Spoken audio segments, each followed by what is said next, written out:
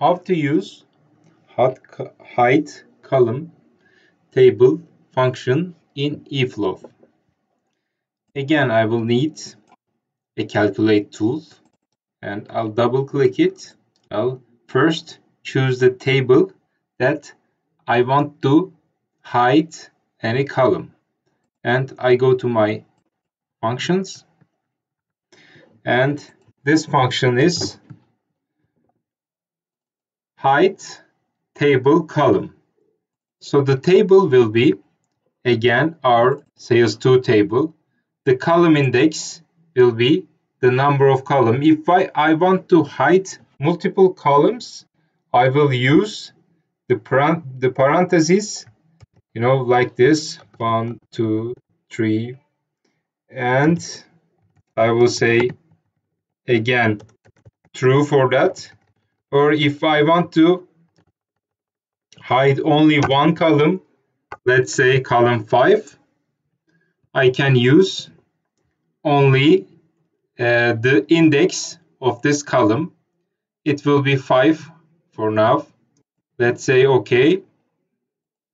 And from action button, it's hide column. And let's change a bit background color again. All right. And it will go back to task form. And this is for hiding the column. And if I want to release this column that was hidden, I copy and paste the same function again from action, and let's say the same, but this time I will say false for that, and the bottom name will be release hide column, for example. And again, background color a bit different.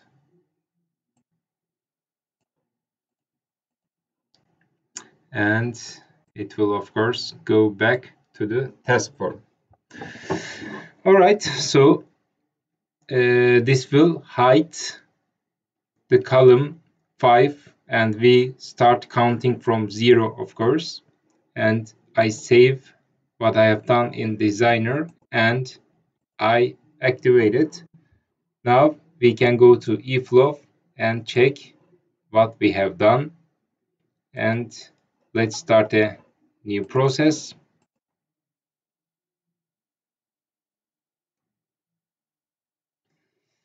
You see here, this is the sales2 table. So my function was for hiding column 5. And if we start to count from 0, 0, 1, 2, 3, 4, 5, I will hide this customer column. If I click hide column, let's check it. Yes, you see the column of customer is hidden, but if I want to release it, I will use the other button with the same function.